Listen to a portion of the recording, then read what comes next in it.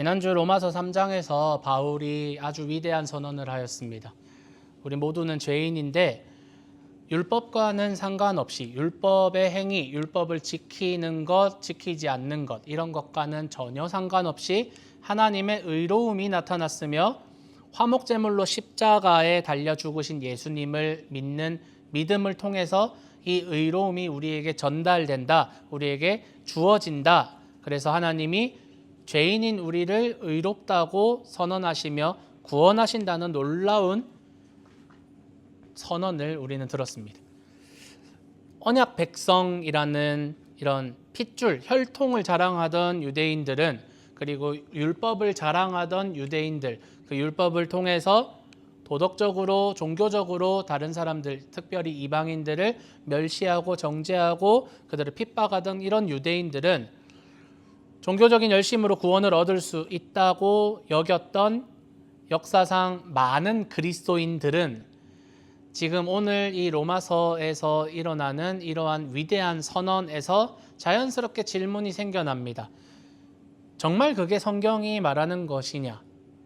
정말 그게 성경, 특별히 구약 성경이 율법과 상관없이 하나님이 죄인들을 의롭다고 하시며 용서하시며 구원하시는 걸 정말 성경이 이야기하는 거냐라고 질문을 할 수 있습니다. 조금 쉽게 말하면 구약 성경에는 율법을 지키라고, 하나님의 말씀을 지키라고 명령을 하는데 그러면 이건 어떻게 된 일이냐라고 질문을 던질 수 있다는 겁니다.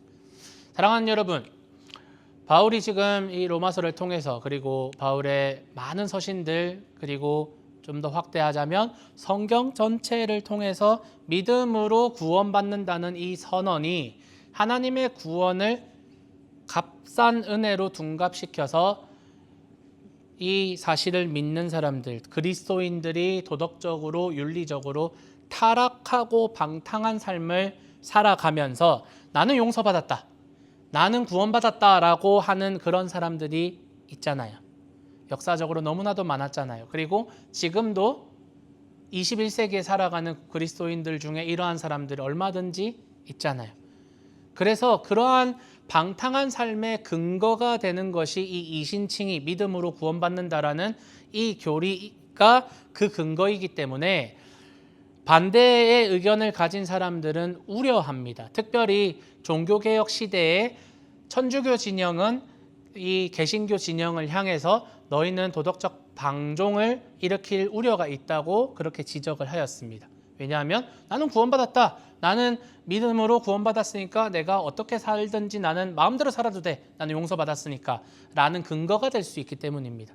그러나 여러분, 진정한 은혜를 아는 사람들은, 진정한 믿음을 가진 사람들은 결코 그렇게 살아가지 않습니다. 절대로 육체의 소욕대로 그 삶을 이끌어 나가지 않습니다. 오히려 바울이 3장에서 이야기하는 것처럼 율법을 폐하여서 완전히 율법의 명령들을 안 지키고 내 마음대로 살아가고 내 마음대로 그냥 방탕하게 살아가느냐? 그게 아니라 정말 복음을 아는 사람들은 율법을 오히려 튼튼하게 세우는 사람들이다. 다시 복음의 눈으로, 복음적인 세계관으로 다시 율법을 해석하며 율법을 또한 지키며 살아가는 사람들이다 라고 이야기합니다. 그래서 그리스도인들은 용서받았다고 하면서 마음대로 살아가는 사람들이 결코 아니라는 사실을 우리는 압니다. 우리는 또한 그렇게 살아가고자 하고 있고, 그래서 우리의 모델, 우리의 지향하는 바는 예수님을 닮아가는 삶이 아닌가요? 아멘 하시죠?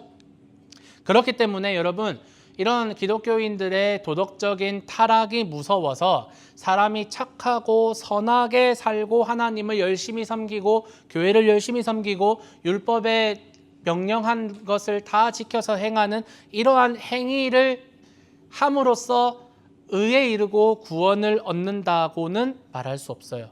단순히 그 교리가 우리의 도덕적 타락을 불러일으킬지라도 우리는 거짓을 말할 수 없어요. 율법을 지킴으로써 어떤 행위로서 우리는 구원을 받는 것이 아니라 전적인 하나님의 은혜와 하나님의 사랑으로 인하여서, 그리고 예수님의 그 십자가의 은혜와 부활의 능력으로 우리는 구원을 받는다라는 사실을 우리가 늘 기억하며, 그래서 바울이 지금 구약에서도 신약에서도 그리고 아브라함 때에도 우리는 행위가 아니라 믿음으로 구원을 받고 있다고 지금 이야기하는 겁니다. 그렇기 때문에 이러한 질문과 이러한 궁금증을 가진 사람들에게 바울은 그들에게 반박할 수 없는 근거, 반박할 수 없는 한 사람을 예로 들면서 오늘 말씀을 이끌어 나가고 있습니다. 그것은 유대인들이 자신들의 조상으로 여기고 있는 누구? 아브라함을 지금 예로 들고 있습니다.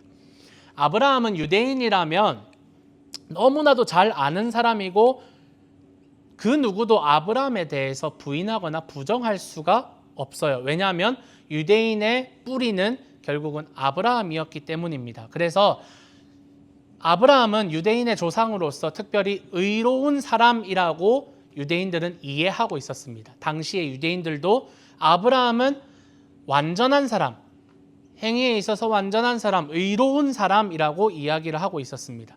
그런데 여러분, 제가 오늘 설교 제목에 믿음의 조상이라고 하면서 믿음이라는 단어에 그 따옴표를 붙였어요. 강조를 하기 위함이죠. 믿음의 조상. 우리는 아브라함을 두고 믿음의 조상이다라는 표현을 해요. 그러면 이 당시의 유대인들도 아브라함을 두고 믿음의 조상이라는 표현을 했을까요? 그렇지 않아요. 그렇지 않아요. 유대인들은 아브라함을 두고 믿음의 조상이라고 부르지 않았어요.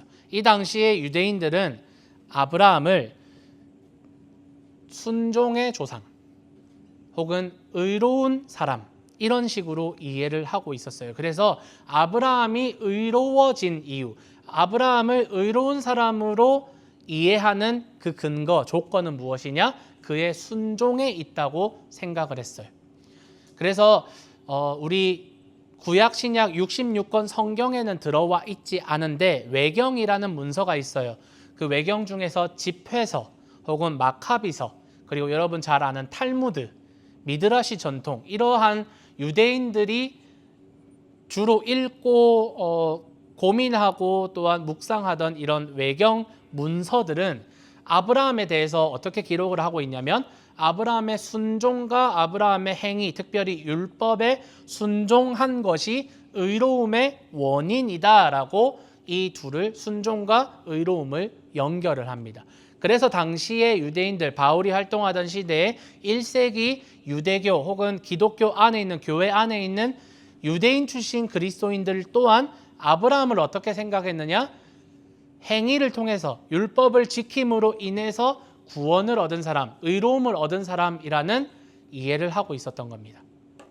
그런데 오늘 바울은 이러한 유대인들의 이해를 완전히 뒤집어 놓습니다. 너희는 아브라함이 율법을 지켜서 의로워졌다고 생각할지 모르겠지만 그것이 아니다. 2절 말씀 한번 볼까요? 2절 말씀에 아브라함이 행위들 때문에 의롭다고 인정받았다면 자랑거리가 있을 겁니다. 그러나 하나님 앞에서는 그렇지 않습니다. 라는 그들의 이해와 그들의 사상에 완전히 반박하는 그러한 선언을 합니다. 아브라함이 행위로 의롭다고 인정받은 것이 아니라고 이야기하는 거죠. 유대인들에게 이 편지를 읽는 유대인들에게는 계속해서 충격입니다.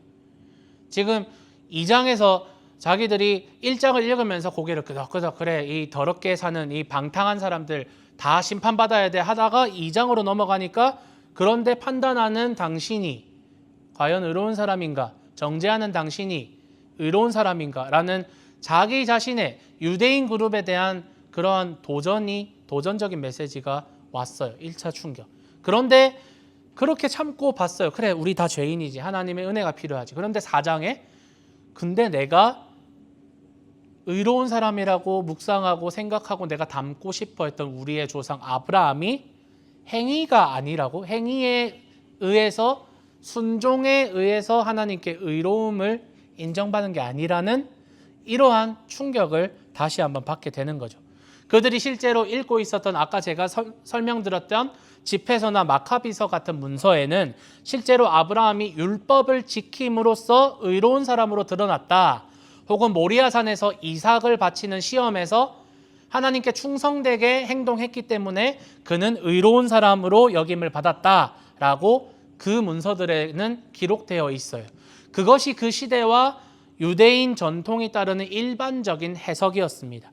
듣는 입장에서는 그래서 바울의 이러한 선언이 충격적일 수밖에 없는 겁니다. 내가 존경하는 내 조상이 이런 사람이 아니라 저런 사람이었다는 사실은 충격이라는 거죠. 우리로 따지면 내가 훌륭하게 생각했던 세종대왕님이 내가 아는 그 이해가 아니라는 선언이 우리에게 떨어진 겁니다. 그러면 충격이라는 거죠.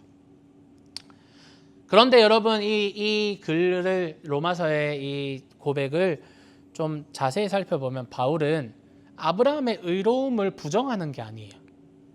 아브라함이 의로운 사람이 아니다라고 말하는 것이 아니잖아요. 단순히 사람들은 아브라함의 삶과 순종을 보고 의를 설명하고 이해하려고 했습니다만 바울은 아브라함과 하나님과의 관계를 보고 아브라함이 의로운 사람이라는 설명을 하고자 하는 겁니다. 어프로칭이 다르다는 거예요. 그래서 이를 설명하면서 마카비서를 가져오고 집회서를 가져오고 유대인들이 쓴 다른 문서를 가져오면서 봐, 이런 문서에는 이렇게 쓰여 있잖아가 아니라 성경을 근거로 성경에 뭐라고 이야기하느냐라고 이야기를 합니다. 그래서 뭐냐면 성경을 보라는 거예요. 성경을 보라는 거예요. 유대인들도 그리고 타락했던 중세 기독교도 하나님의 말씀을 첫 번째 기준이자 첫 번째 원리로 삼은 것이 아니라 이러한 전통이나 외경 같은 다른 문서들을 기준으로 삼았던 것이 문제였어요. 그래서 우리가 따르는 개신교를 조금 다른 말로 하면 프로테스탄트라고 합니다. 프로테스트는 저항하는 것, 저 시티에서 막 시위하는 것을 프로테스트라고 하잖아요. 우리는 기존에 있던 그 천주교라는 그 중세 기독교의 그 질서에 저항하고 반대하는 움직임을 가졌던 사람들의 후예들입니다. 무엇에 반대했느냐? 성경을 통해서 성경을 알아보고자 하고 성경에서 말하고자 하는 진리와 믿음과 은혜에 의한 의로움과 구원이 아니라 이런 다른 성경 외적인 문서에서 진리를 얻고자 하고 그래서 성경이 말하는 것과 다른 말들을 하며 특별히 중세 기독교에서는 헌금을 많이 바쳐야 구원을 받는다. 너희의 조상들이 지금 지옥과 천국 사이에 연옥이라는 곳에 있는데 너희가 저 헌금함에 너희가 골드 코인을 넣을 때 그 헌금함에 골드 코인이 쨍그랑하는 소리가 날 때 연옥에서 너희의 조상들이 구원을 받는다 라는 말을 실제로 교황과 사제들이 했어요. 생각해 보세요. 여러분의 조상이 연옥에 있습니다. 그를 구원하기 위해, 그가 천국에 가기 위해 여러분의 헌금이 필요합니다. 마음이 약해지지 않을까요? 교회의 전체적인 권력 구조가 그렇게 설교를 하고 그렇게 가르친다면 여러분 헌금을 하고 교회에 헌신하고 여러분의 모든 그런 에너지와 여러분의 모든 재산을 교회에다 다 갖다 바치지 않을까요? 그래서 중세 기독교는 타락하였습니다. 재정적으로, 교리적으로, 윤리적으로 몹시 타락했습니다. 성경에서 벗어났기 때문이에요. 그래서 종교개혁가들, 루터와 칼빈과 같은 종교개혁가들은 오직 성경, 우리 주보 뒤에 보면 우리가 따르는 그런 신조가 무엇이냐라고 있을 때 우리 오직 성경이라는 외침을 따릅니다. 그것은 뭐냐? 성경으로 해석하고 성경의 원래의 권위를 돌려드리는 것, 하나님의 말씀의 권위를 인정해드리는 것이 바로 오직 성경입니다. 그래서 바울은 그리고 종교개혁 이후로 개혁주의 신앙을 가지고 있는 우리 그리스도인들은 항상 성경을 기준으로 이러한 진리를 이해해야만 합니다. 그래서 바울이 어떻게 소개를 하고 있느냐? 3절 말씀 한번 볼까요? 3절 말씀에 이렇게 이야기합니다. 성경은 무엇이라고 말합니까? 너희는 이런 마카비서, 집회서, 이런 외경, 탈무드 이런 문서들에서 이러한 지식들을 얻었는지 모르겠는데 아브라함이 순종을 통해서 의로운 사람으로 이해되는지 모르겠는데 그러면 성경은 무엇이라 말하냐? 아브라함이 하나님을 믿으니 하나님이 이를 보시고 그를 의롭다고 여겨주셨다라는 표현을 합니다. 바울은 아브라함의 행위 때문이 아니라 이삭을 바쳤던 그 순전한 순종과 충성 때문에 하나님이 그를 의롭다고 하신 것이 아니라 믿음 때문에 아브라함이 하나님을 믿었기 때문에 하나님께서 그를 의롭게 여겨주셨다고 방금 읽었던 3절은 창세기 15장 6절을 그대로 인용하고 있어요. 창세기 15장 6절에 그대로 이 표현이 나옵니다. 보세요. 하나님이 아브라함을 의롭다고 여겨주신 것은 창세기 15장의 시점입니다. 시간적으로 창세기 15장의 시점입니다. 그리고 아브라함은 창세기 17장의 시점에 할례를 받습니다. 그리고 22장 시점에서 이삭을 모리아산에서 바치려고 합니다. 보세요. 그들의 논리대로라면 아브라함이 의인으로 인정받은 시점은 최소한 22장 이후여야 합니다. 할례를 받고 하나님이 하신 시험을 통과한 22장 이후에 하나님이 너의 행위를 보고 내가 기뻐했다. 너는 의인이다. 라는 선언이 있어야 합니다. 그러나 시간적인 시점으로 볼 때 하나님이 아브라함을 의인으로 여겼던 그때는 창세기 15장 하나님과 아브라함이 언약을 맺고 있을 때 하나님은 그를 의인으로 여겨주셨습니다. 10절은 그것을 이야기합니다. 10절 말씀 한번 볼게요. 함께 읽읍시다. 시작.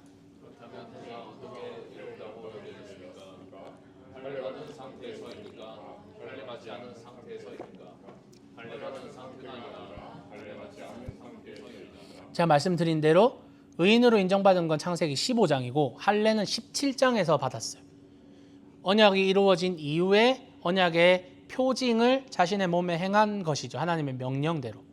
똑같은 이야기를 갈라디아서에서는 이렇게 설명합니다. 갈라디아서 3장 17절 18절에 내가 말하려는 것은 이것입니다. 하나님께서 이미 맺으신 언약을 430년 뒤에 생긴 율법이 이를 무효로 하여 그 약속을 폐하지 못합니다. 그 유업이 율법에서 난 것이면 그것은 절대로 약속에서 난 것이 아닙니다. 그러나 하나님께서는 약속을 통하여 아브라함에게 유업을 거저 주셨습니다.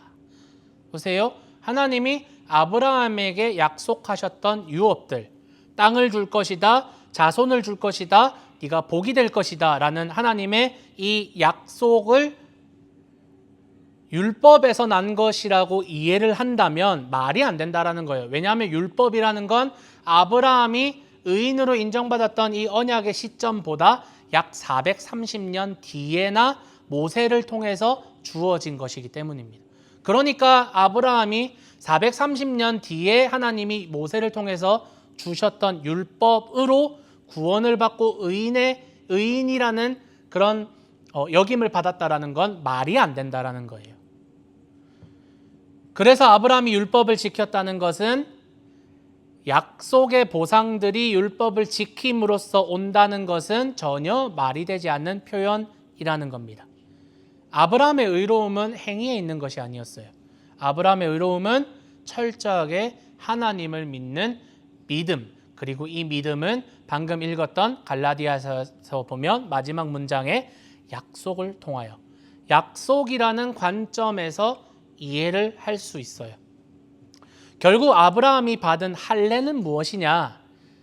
할례는 의로움의 조건이 되는 것이 아니라 할례를 받기도 전에 아브라함은 이미 의인이 되었고 하나님으로부터 의로움을 인정받은 것을 그저 인증하고 그 몸에 새기면서 나는 하나님의 백성이다라는 표징으로 할례를 행한 것입니다.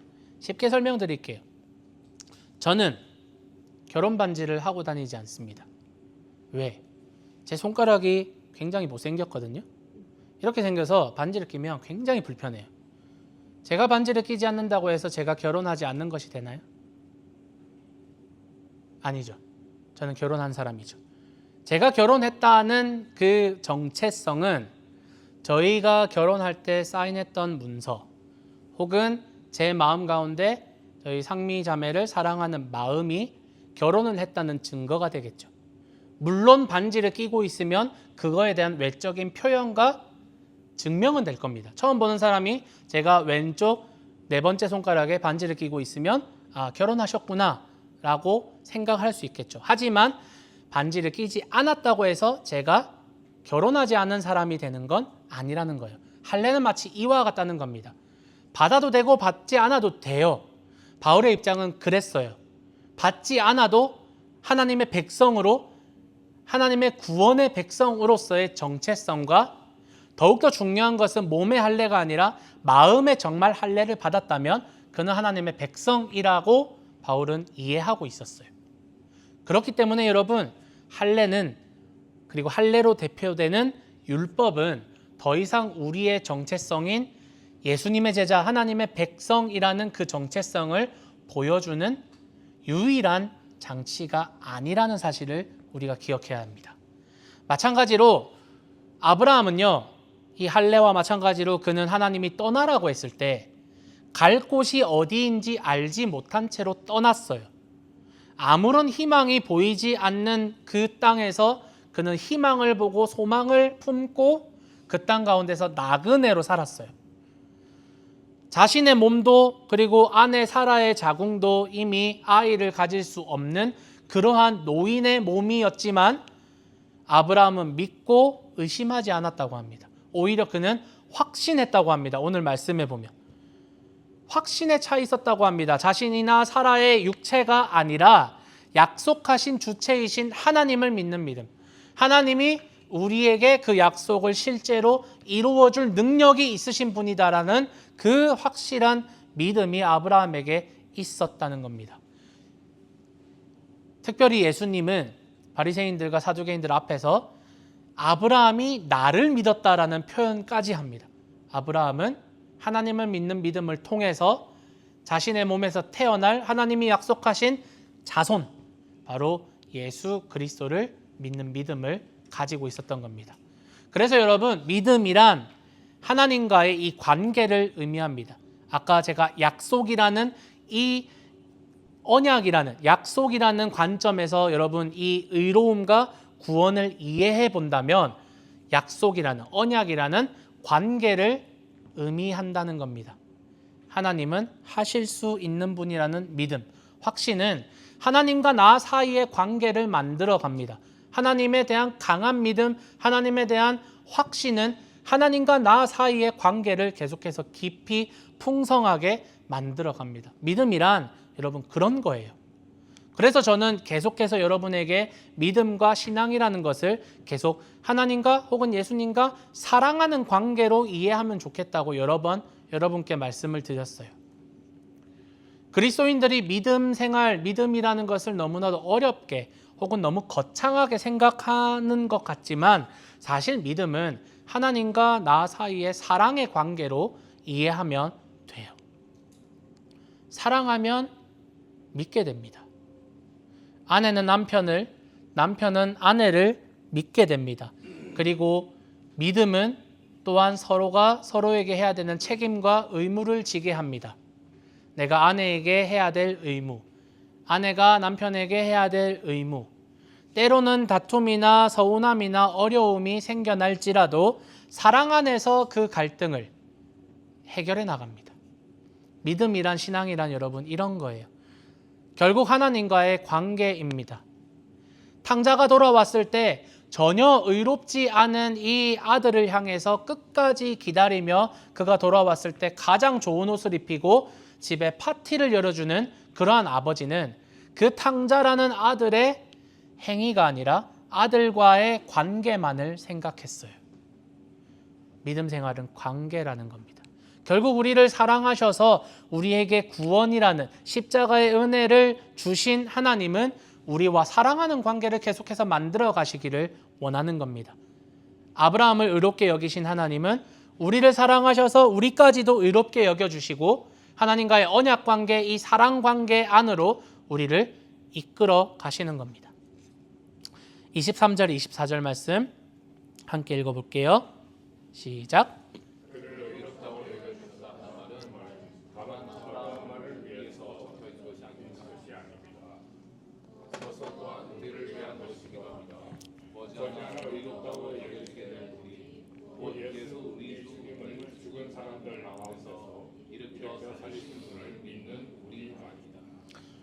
무슨 말이냐면요, 하나님은 아브라함만을 위해서 이런 약속을 주신 것이 아니라, 이런 은혜를 주신 것이 아니라 바울의 편지를 보고 듣는 그리스도인들에게, 그리고 오늘 이 말씀을 보고 듣고 있는 우리에게까지 하나님의 약속과 은혜는 미칩니다.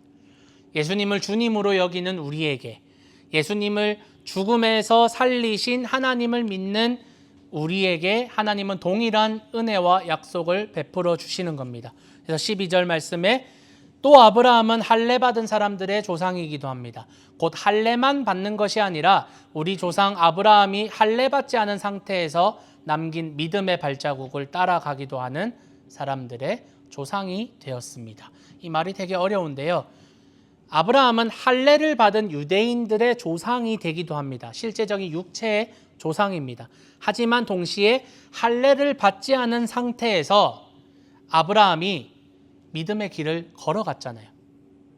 믿음의 길을 걸어갔잖아요. 할례를 받지 않고 하나님을 믿었고 본토 친척 아비 집을 떠났고 나그네로 살았고 약속을 믿었던 그 할례를 받지 않은 상태에서 아브라함이 걸어갔던 믿음의 발자취를 뒤에서 따라 걷는 사람들, 즉 할례를 받지 않았지만 믿음을 가지고 아브라함의 뒤를 따라서 결국은 예수님께로 나아가고자 하는 모든 이방인들의 조상이 바로 아브라함이다라는 말을 하는 겁니다. 즉 하나님께서는 아브라함 개인에게만 약속을 주신 것이 아니라 그를 통해 태어날 육체적인 자손들, 유대인들, 육적 자손들, 그리고 믿음의 자손인 이방인인 우리에게까지 이 약속을 허락하셨습니다. 그래서 16절에서 말하는 것처럼 아브라함은 우리의 조상이다 라고 표현할 수 있는 겁니다. 사랑하는 여러분, 아까 전에도 말씀드렸지만 오늘은 교회력으로 종려주일에 해당합니다. 종려주일은 예수님께서 예루살렘에 들어오시면서 나귀 새끼를 타고 입성하시는데 예수님을 향해서 종려나무 가지를 흔들면서 호산나 호산나 하고 외쳤던 군중들, 그 환영을 기념하는 주일입니다. 하지만 종려주일은 너무나도 슬픈 날입니다. 여러분이 아는 것처럼 예수님을 열렬하게 환영했던 이 사람들이 일주일도 지나지 않아서 그를 십자가에 못 박으라고 성난 군중이 되어서 외치게 됩니다. 여러분, 왜 이들의 태도가 이렇게 갑자기 바뀌었을까요? 왜냐하면 그들이 기대했던 메시아, 그들이 기대했던 구원, 그것은 로마로부터의 구원, 현실적인 배고픔과 문제와 이런 억압과 폭력과 전쟁 앞에서의 그 문제를 해결해 주는 메시아를 그들이 원했기 때문입니다. 사람들은 각자 생각하는 메시아가 있습니다. 각자가 생각하는 구원이 있고 각자가 생각하는 이상적인 모습의 신앙생활의 모델이 있어요. 구원은 이렇게 받는 것이다.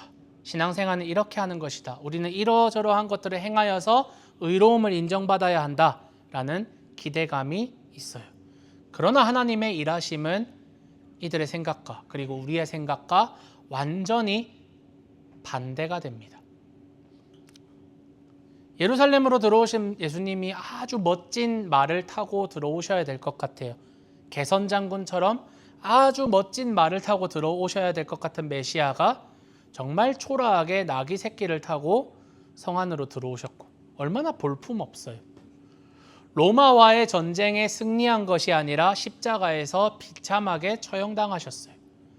하나님의 방법은 우리의 생각과 그리고 세상의 질서와 다르게 움직입니다. 4절에서 말하는 것은 세상의 질서이자 우리의 생각입니다.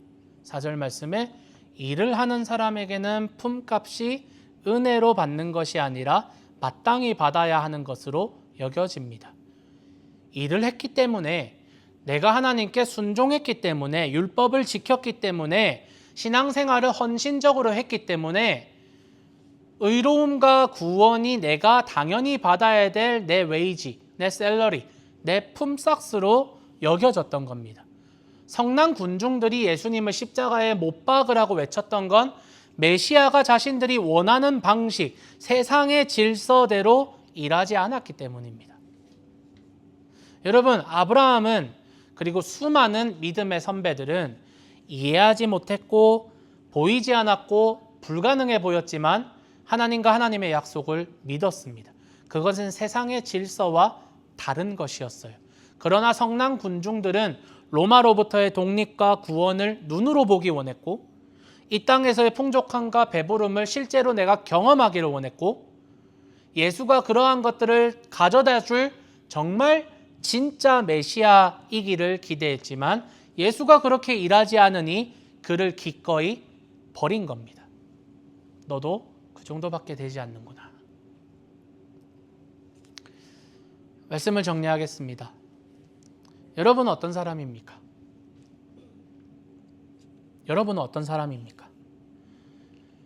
하나님이 여러분이 원하는 방식으로 일하실 때 여러분이 헌신하면 여러분에게 상 주시고 여러분이 조금 열심히 하면 순종하면 성경을 읽으면 기도를 하면 하나님이 그 기도를 들어주시고 여러분의 인생을 열어주시는 여러분이 생각하고 기대하는 세상의 질서대로 give and take의 방식으로 하나님이 일하실 때만 믿고 하나님의 그 말씀에 순종하는 사람들입니까? 아니면 이해가 되지 않더라도 보이지 않더라도 지금의 상황이 낙심이 되고 만족이 되지 않더라도 하나님을 믿는 믿음이 확신으로 흔들리지 않는 믿음으로 자리 잡아서 여러분의 삶을 움직이고 있는 그러한 사람들인가요? 혹시 지금 여러분의 삶에서 하나님이 없는 것만 같은가요? 혹시 여러분의 삶에서 하나님이 일하지 않는 것만 같은가요? 그래도 내가 하나님을 버릴 순 없으니 그래도 내가 예수님을 버릴 순 없으니 그냥 적당히 타협하여서 교회는 나오지만 그냥 적당히 요구하는 것 없고 편하게 다닐 만한 교회는 없을까? 아, 인앤아웃 교회가 있구나. 그래서 여러분 저희 교회에 혹시 나오시나요? 여러분이 하나님에게 가지는 기대감, 예수님에게 가지는 그러한 기대와 소망, 그로 인한 실망감, 그로 인한 타협대로 여러분이 하는 그 모습대로 여러분이 하나님에게 기대하는 그 give and take의 그 기대감대로 하나님이 만약에 여러분에게 그대로 갚아주신다면 여러분 하나님 앞에서 무슨 말씀을 하시겠습니까? 여러분이 기대한 대로 여러분이 행동한 대로 여러분이 타협한 대로 하나님이 그렇게 갚아주시기만 한다면 아내와 이혼하지 않고 다른 여자에게 눈을 돌리고 불륜을 저지르는 사람에게 우리는 분노하고 비난합니다. 그런데 사랑하는 하나님과 세상을 적당히 타협하면서 내가 하나님을 버릴 수는 없지만 세상에 눈을 돌리면서 세상으로 불륜을 저지른 그런 사람들에게 하나님은 언제까지 참아주셔야 할까요? 예수님은 우리의 신랑이라고 요한계시록에 이야기합니다. 우리는 그의 신부입니다. 요한계시록에 예수님의 혼인잔치 날에 신부에게 깨끗한 세마포 옷을 입히라고 말씀하시는데 그 세마포 옷은 무엇이냐? 성도들의 의로움이라고 이야기합니다. 그래서 하나님을 떠나 세상과 타협하는 것을 음란한 불륜이라고까지 성경은 이야기합니다. 여러분이 정말 그 깨끗한 세마포 옷을 혼인잔치 날에 입을 자격이 있으십니까? 하나님은 우리가 하나님을 얼마나 잘 대했는지를 기준으로 우리를 대하시지 않으세요. 우리가 하나님께 보인 태도 그대로 하나님이 우리에게 갚아주시고 그렇게 대하신다면 단 한 사람도 이런 설교를 하고 있는 저에게도 하나님 앞에 설 수 없고 하나님 앞에서 변명할 수 없는 그러한 죄인임을 저는 압니다. 그냥 하나님은 오래 참고 계세요. 사랑을 우리에게 보여주시기를 원하기 때문입니다. 끊임없이 예수님에게 실망스러운 모습을 보여주는 우리를 향해 하나님도 예수님도 등을 돌리시는 것이 아니라 계속해서 우리를 부르시고 우리의 문을 두드리시고 다시 돌아오라고 부르시는 분이 바로 하나님이고 예수님입니다. 그래서 이것이 은혜입니다. 우리가 하는 대로 예수님이 갚아주셨다면 당장 죽어야 합니다. 그런데 언제까지 참아주실까요?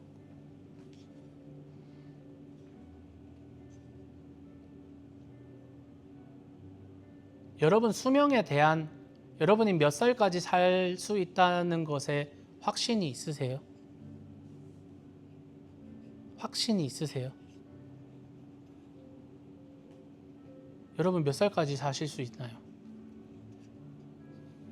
하나님이 영적인 불륜을 저지르고 있는 사람을 오늘 데려간다면 그는 준비할 시간이 없습니다. 준비할 수 있는 시간이 없습니다. 그런데 우리는 아직 우리의 삶이, 우리의 수명이 많이 남아있다는 근거 없는 자신감이 있습니다.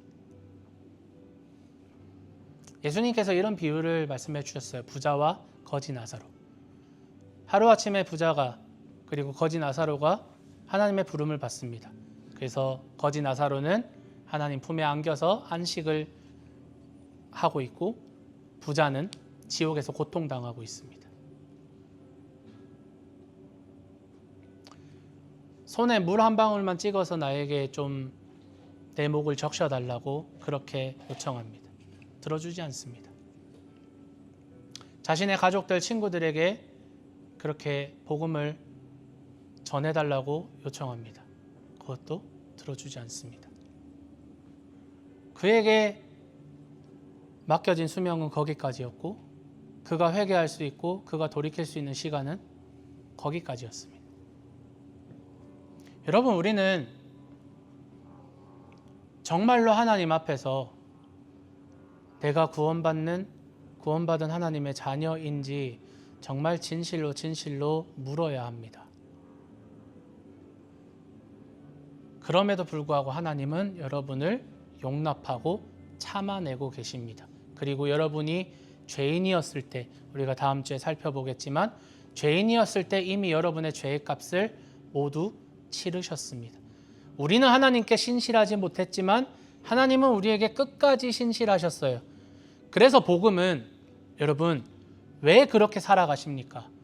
왜 도대체 그렇게 밖에 못 사십니까? 라고 말하지 않고 끊임없이 돌이켜야 된다.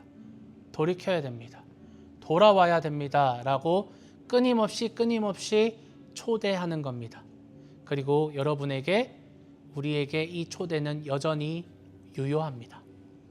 사랑하는 여러분, 죄 아래에서 종노릇하던 우리를 위해서 예수님은 죽을 줄 알면서도 오늘 이 시간 나귀를 타고 이 종려가지를 흔드는 이 악한 사람들에게 환영을 받으며 예루살렘으로 들어가고 있습니다.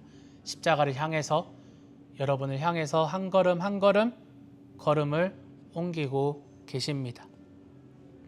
여러분, 이번 한 주 그 어려운 희생을, 어려운 하지만 위대한 일을 행하신 예수님을 여러분이 기억하셨으면 좋겠습니다. 그리고 사랑하는 나의 하나님, 사랑하는 나의 신랑 예수님을 향한 나의 사랑, 그리고 나의 태도, 나의 자세를 여러분이 다짐하는 시간이 되시기를 예수님의 이름으로 축원합니다. 우리가 이 삶을 살아가면서 여러분 리스트업을 한번 해보십시오. 내가 어디다가 돈을 쓰는지, 내가 어디다가 시간을 쓰는지. 그런데 우리가 조금만 재정적으로 어려워지면 우리는 가장 먼저 줄이는 것이 헌금입니다. 가장 먼저 줄이는 것이 하나님께 바치는 겁니다. 우리에게 시간이 너무 빡빡하여서 공부하느라 일하느라 너무나도 내 시간이 타이트해서 내가 줄여야 된다면 하나님께 헌신하는 시간일 겁니다. 교회가 아니라 하나님께 헌신하는 시간. 여러분의 그 마음을 돌아보십시오. 여러분 어디에 씨앗을 심고 계십니까? 어디에 마음을 두고 계십니까? 그래서 정말 여러분 진실된 믿음을 가지시기를 바랍니다. 이번 종려주일 그리고 이번 한 주 고난주간 동안 여러분 예수님의 십자가 앞에서 여러분의 정체성을 다시 한번 확인하십시오.